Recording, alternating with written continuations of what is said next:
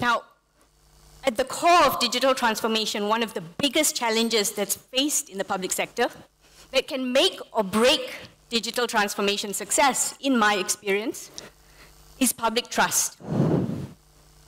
Public trust is really at the core of smart governance and connected societies.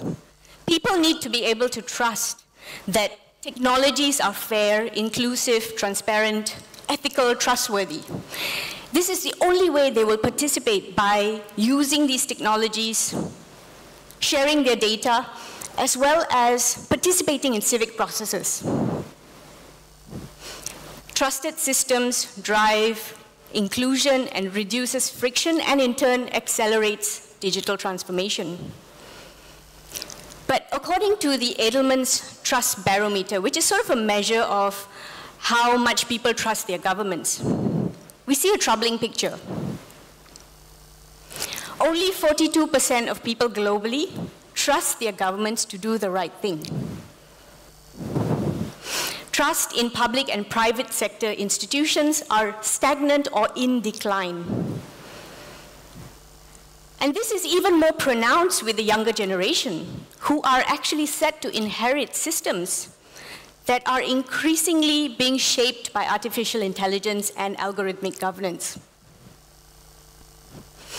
Now, it looks a little bit different in Malaysia.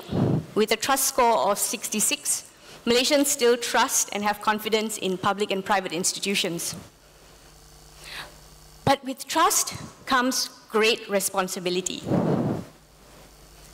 Government agencies are under pressure. There's a demand to develop technology solutions with integrity and foresight.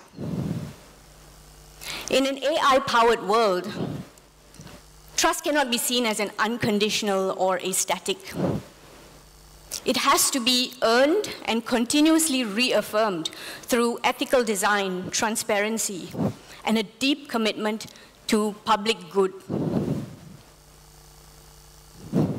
For almost 30 years, I have advised global organizations, public institutions, as well as government agencies across the world. And there's one common truth that I've observed, something that I've experienced as well on the ground. Digital transformation isn't about technology. Technology, of course, emerging technologies today can deliver exponential results, right? Growth, scale, hyper-personalized experiences, deep engagement. There's a myriad of possibilities. But technologies don't transform industries or sectors. Only people do. And unless we are able to create technology solutions that respect human complexities, embed trust, and foster inclusion, even the most sophisticated technology solution will not be able to deliver public good. They won't be able to deliver meaningful public outcomes. According to the 2025 Stanford AI Index, over 65 countries across the world have developed their own national AI strategies. But less than 10 have indicated explicit measures relating to citizen engagement, transparency, and ethical design, or ethical oversight. For me, what this means is there's still a big gap between AI adoption and development and efforts that go into building trust for those technologies. There's a patchwork of approaches appearing across the different regions. In my own experience, I've seen this. As different regions, countries start adopting technologies, especially artificial intelligence, into their public sector and government services. Let's take a look at what's happening in the other regions.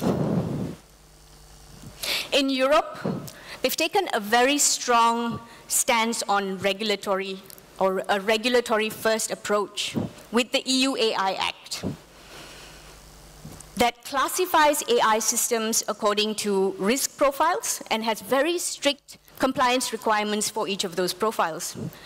Now, this legal-first approach prioritizes human rights protection as well as data privacy. And it's especially focused on systems that use biometric surveillance or automated decision making. Countries in Europe, as we are observing, are applying the AI Act, developing their own national strategies in alignment with it. But what I'm observing is, in the region, there's almost a trade-off. There's a slowdown of innovation in certain sectors as caution is overriding the speed of innovation. But we have to admit the EU AI Act is one of the most comprehensive regulatory frameworks that exist today, and it's set to become the cornerstone of foundation for global AI governance. Some countries in Europe, though, have applied the AI Act but accelerated it further into, I feel, directions that are required. An example of this is Denmark. They've recently announced a pioneering copyright law to address AI deepfakes. Over the last couple of years, we've seen a 3,000% increase in deepfakes being developed with AI systems. And many of these are being used for nefarious or malicious purposes. And they use image and voice and content from people, oftentimes without their permission. So this copyright law is intended to give individuals control over their voice, image,